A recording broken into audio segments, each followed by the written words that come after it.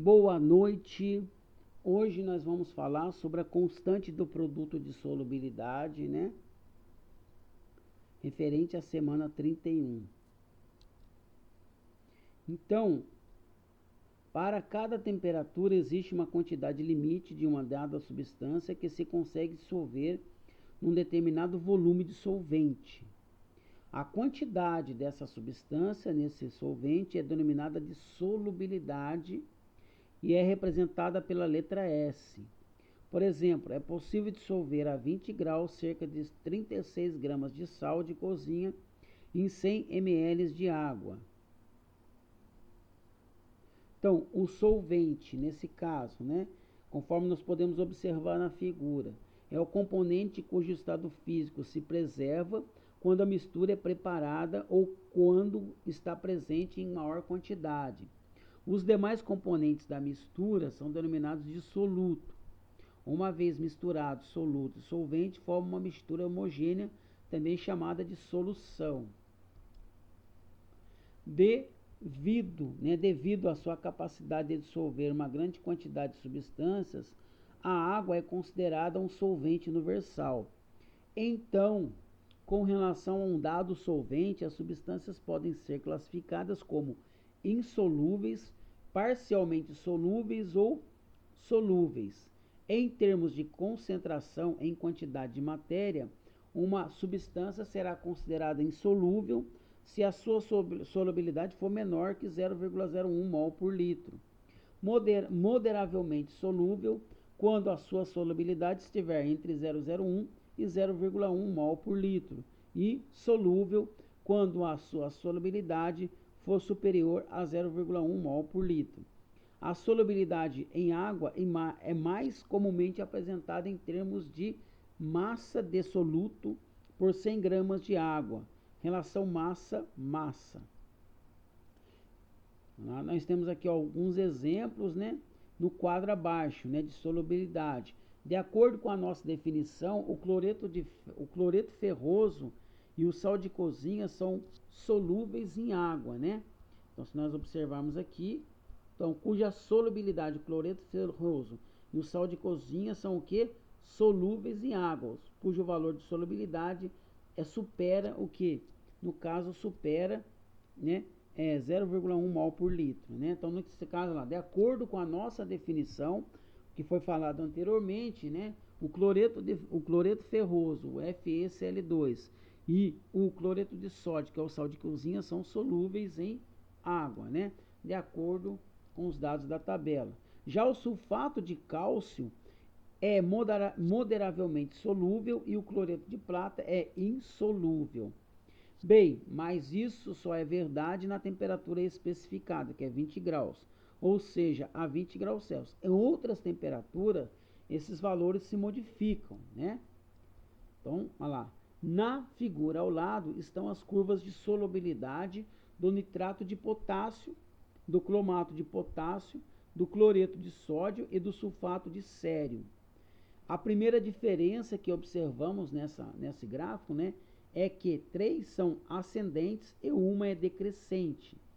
Curvas ascendentes representam as substâncias cuja dissolução é endotérmica. As curvas ascendentes representam as substâncias cuja dissolução é endotérmica, ou seja, absorvem calor, né? Já as curvas descendentes representam as substâncias cuja dissolução é exotérmica, ou seja, liberam calor na sua dissolução.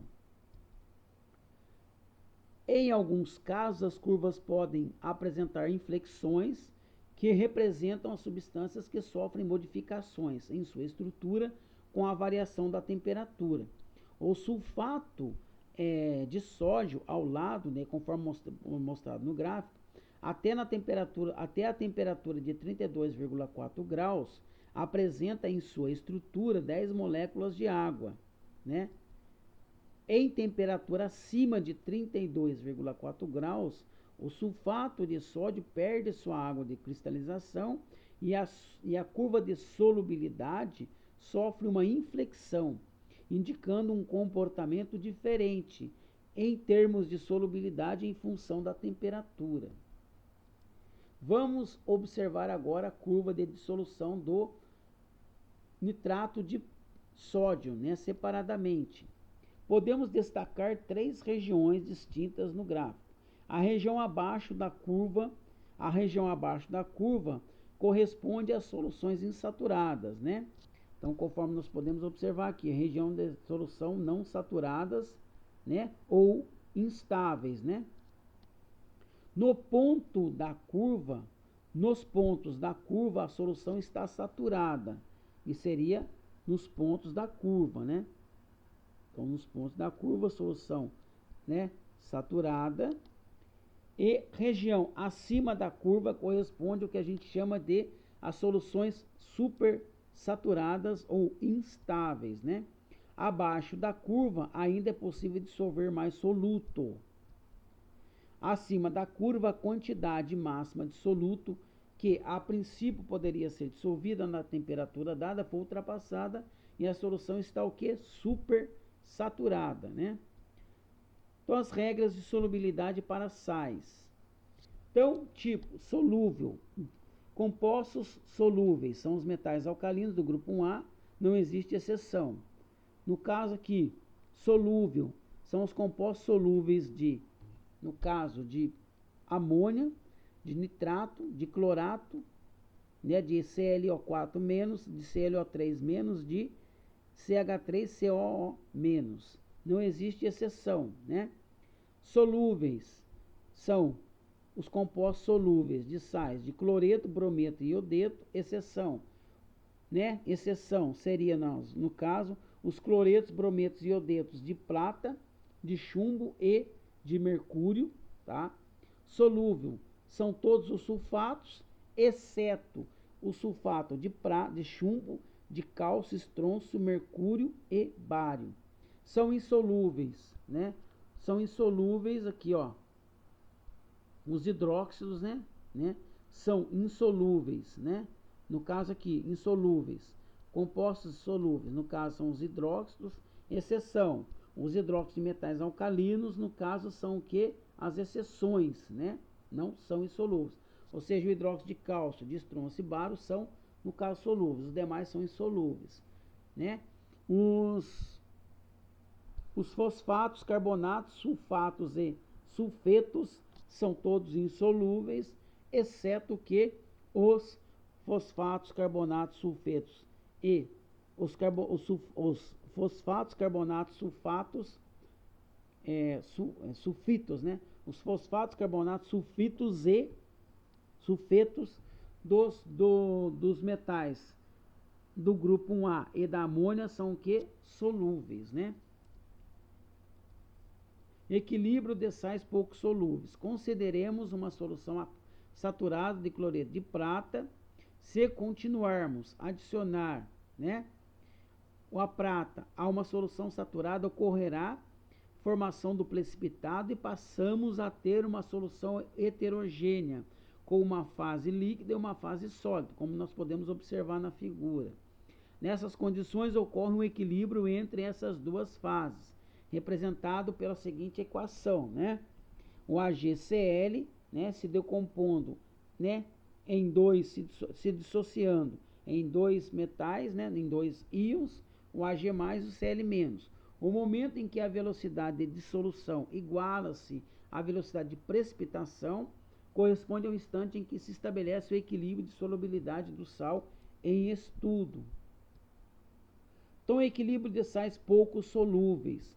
Assim sendo, podemos calcular a constante de equilíbrio para esse sistema, né? Então, o KPS para esse sistema vai ser a concentração de íons Ag+, vezes a concentração de íons Cl-, né? Que no caso seria o quê? S vezes S elevado ao quadrado, né? Seria a solubilidade, né? Vezes constante do produto de solubilidade, chamado KPS. É a constante de equilíbrio de uma solução de um eletrólito pouco solúvel. A relação entre a solubilidade e KPS de um sal depende da estequiometria do mesmo. Vejamos, por exemplo, para o PbF2, que vai se dissociar formando Pb2+, mais 2F-. Então, o que vai ser o KPS? A constante do produto de solubilidade vai ser a concentração de Pb mais 2 vezes a concentração de F2- elevado a 2, que é o coeficiente que acompanha, no caso, o íon fluoreto, né? Então, nesse caso, o KPS vai ser S vezes 2S ao quadrado, né? Que vai ser o quê? 4 vezes S ao cubo, tá? Exemplos do cotidiano, né? As estalactites e as estalactites, estalagmites e corais. Como se formam as estalactites e estalagmites? Porque os corais só são encontrados em locais onde o mar é quente. As respostas estão relacionadas ao seguinte equilíbrio químico, né? Então, nós temos aqui o carbonato de cálcio reagindo com CO2 e água, forma, no caso, o cálcio 2+, mais 2 mols de bicarbonato, que é HCO3-, né? HCO3-. Exemplo do cotidiano, a formação das estalactites e estalagmites pode ser entendida usando o conceito sobre o efeito da pressão sobre a solubilidade de gases. Quando água subterrânea que contém CO2 dissolvido passa por terrenos contendo calcário, que é o caso do carbonato de cálcio, a alta pressão devido à profundidade faz com que haja muito CO2 dissolvido e, consequentemente, o equilíbrio seja deslocado para a produção de o quê? De Ca+ e 2HCO3-. Com isso, o cálcio é dissolvido, né?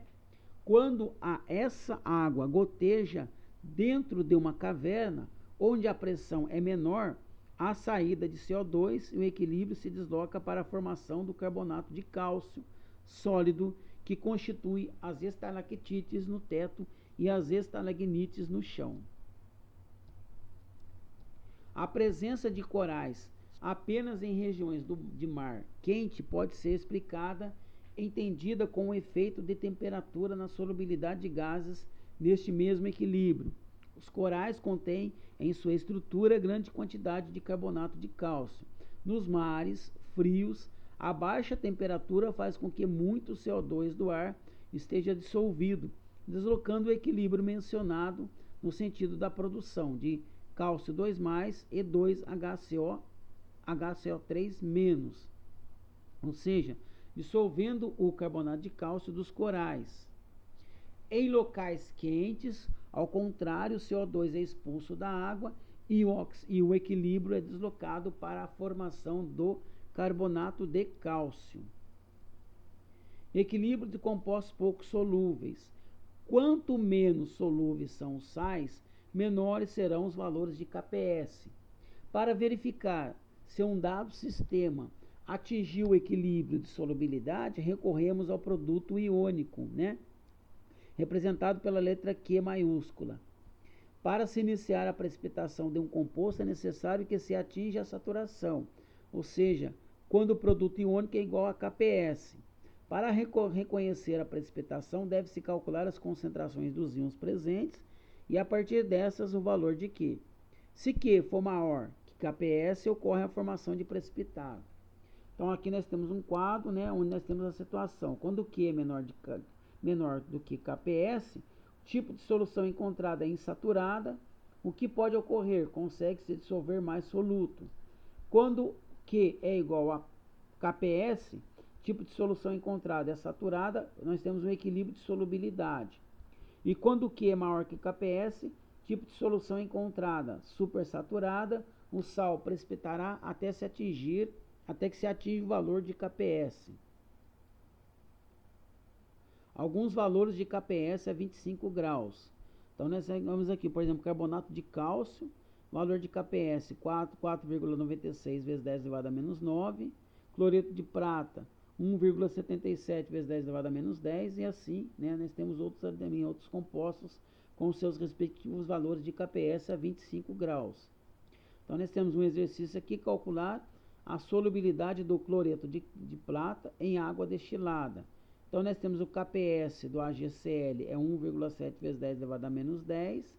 Então, a sua solubilidade, né, o S vai ser igual à concentração de Ag+, que é igual à concentração de Cl-, no caso, né, o produto de solubilidade, o Ag+, multiplicado pela concentração de Cl- vai ser igual a quanto? Ao produto de solubilidade, que é o KPS, que é 1,7 vezes 10 elevado a menos 10.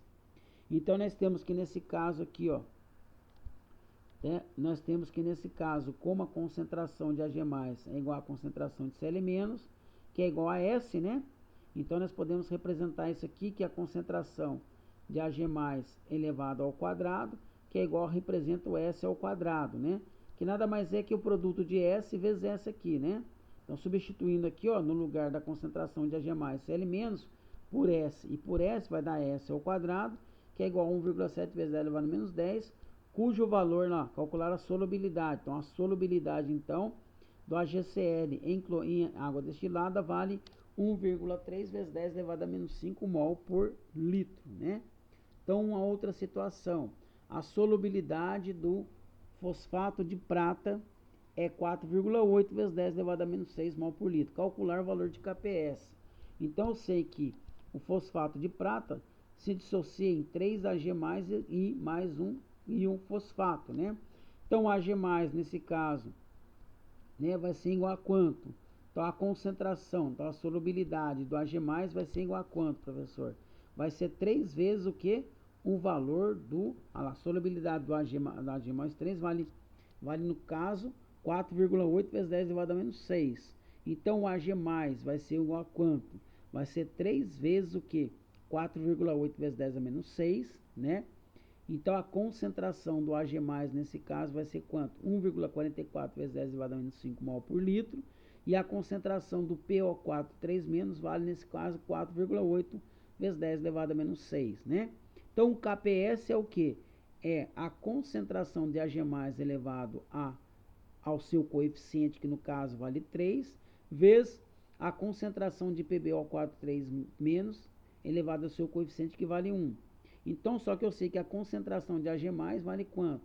1,44 vezes 10 elevado a menos 5, só que esse valor é elevado ao cubo, multiplicado pela concentração de PbO4 3-, que vale 4,8 vezes 10 elevado a menos 6. Fazendo esse cálculo, eu vou achar que o KPS para o fosfato de prata, né, vale 1,4 vezes 10 elevado a menos 20, tá? Então, nesse outro caso, ele pede para calcular o produto de solubilidade do fluoreto de cálcio, que no caso, o produto de solubilidade do fluoreto de cálcio é 4 vezes 10 elevado a menos 11. Calcule a sua solubilidade S. Então, o fluoreto de cálcio se decompõe em cálcio 2+, mais 2 íons flúor. Então, vai ser a solubilidade representada S aqui pelo cálcio e 2 vezes o S pelo fluoreto, né? O KPS vai ser a concentração de Ca+, vezes a concentração de D1 fluoreto elevado ao seu coeficiente, que vale 2. Então, o KPS vai ser o quê? Qual que vai ser a concentração de Ca+? É igual a S, que é a solubilidade do sistema, multiplicado por quem? Por 2S elevado ao quadrado, né? Então, o KPS vai ser 4S ao cubo. Então, posso determinar que, nesse caso, a solubilidade vale quanto, nesse caso?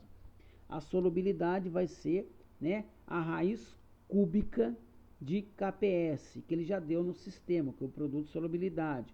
Então, a solubilidade vai ser raiz cúbica de 4 vezes 10 elevado a menos 11 dividido por 4, né? Então, olha lá, a solubilidade vai ser a raiz cúbica de 4 vezes 10 elevado a menos 11 dividido por 4, que vai, nesse caso, então a solubilidade do fluoreto de cálcio, nesse caso, vale 2,2 vezes 10 elevado a menos 4 mol por litro, tá?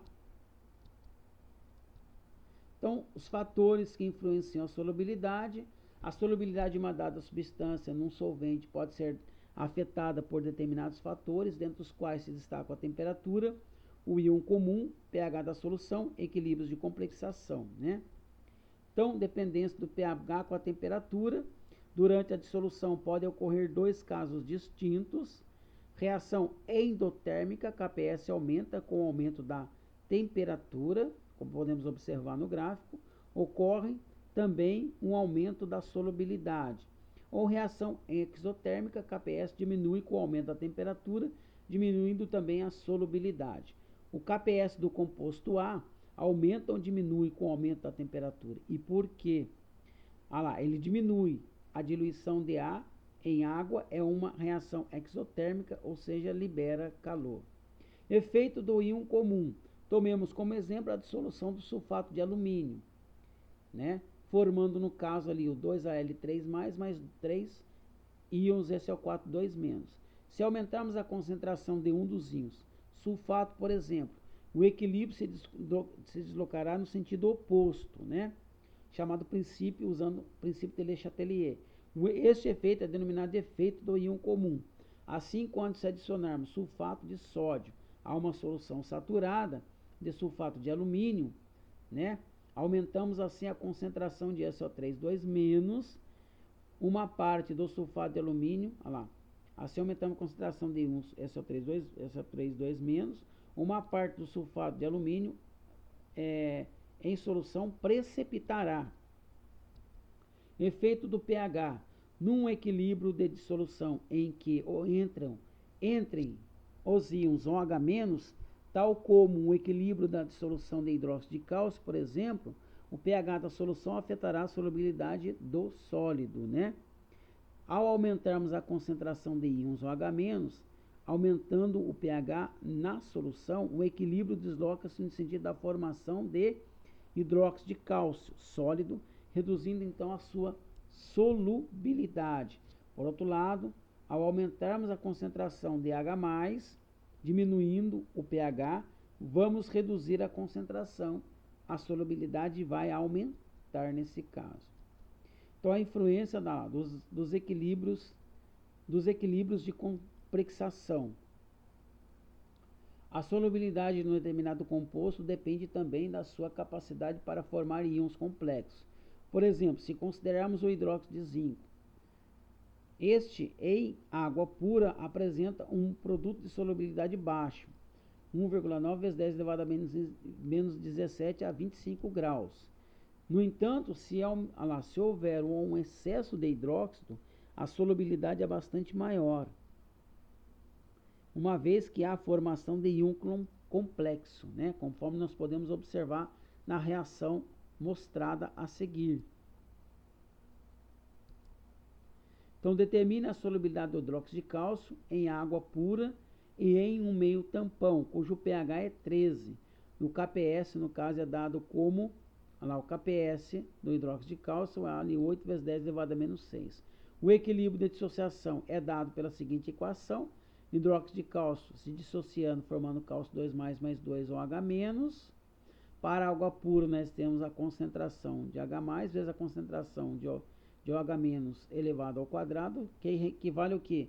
A S vezes 2S elevado ao quadrado, que vai dar 4S ao cubo, que é igual a quanto?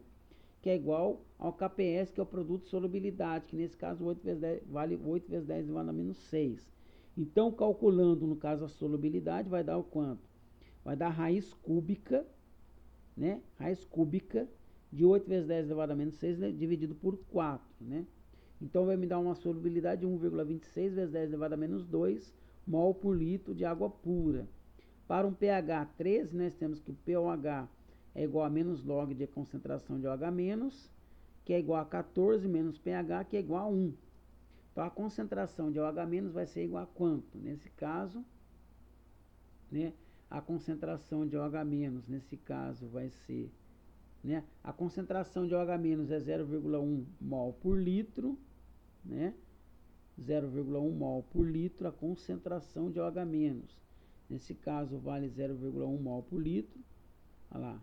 Como o valor do KPS pode-se calcular a concentração de Ca mais 2, né? Então, calculando no caso aqui, ó, eu vou achar que a concentração, né? No caso, ele deu o pH é 13, né? Então, nós podemos calcular o pOH, que nesse caso vai ser 14, vai dar 1, né? O pOH vai dar 1. Aí, com isso, nós podemos calcular a concentração de OH-, que vai dar 0,1 mol por litro. Com o valor do KPS, pode-se calcular a concentração de cálcio mais 2. O KPS, no caso, é a concentração de cálcio mais 2 vezes a concentração de OH- elevado ao quadrado, né? Que é igual a quanto? Que é igual a KPS, que vale 8 vezes 10 elevado a menos 6.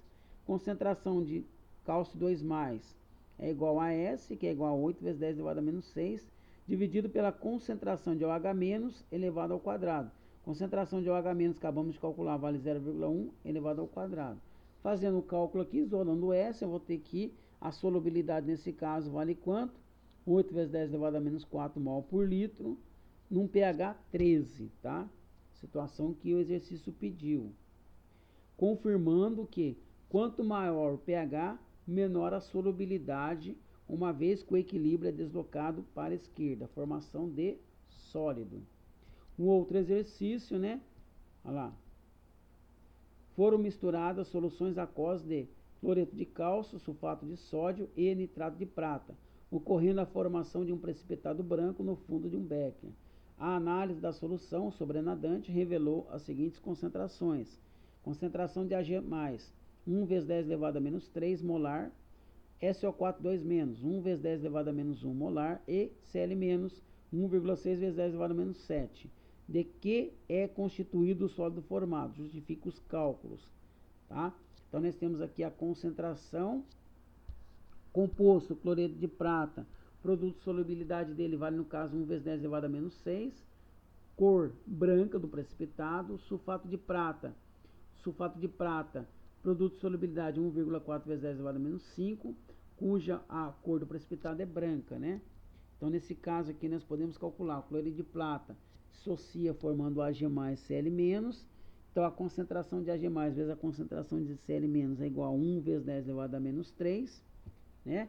Que é a concentração de Ag+, vezes a concentração de Cl-, que vale 1,6 vezes 10 elevado a menos 7. Então, isso vai me dar o quê? Um valor de KPS igual a quanto? 1,6 vezes 10 elevado a menos 10, né? Então, nesse caso, o KPS, né, deu 1,6, que representa o quê? Que representa o cloreto de prata, né? E no caso aqui, o sulfato de prata, quando ele se decompõe, forma o 2, né? O 2Ag+, mais o SO4 2-. Então, nesse caso, a concentração de Ag+, vai ser a concentração de Ag+ elevado ao seu coeficiente que vale 2, vezes a concentração de SO4 elevado ao seu coeficiente que vale 1. Isso vai ser igual a quanto? Multiplicando a concentração dos dois, vai dar concentração de Ag+, 1,0 vezes 10 elevado a menos 3 elevado ao quadrado, vezes a concentração de SO4 2-, que vale 1 vezes 10 elevado a menos 1.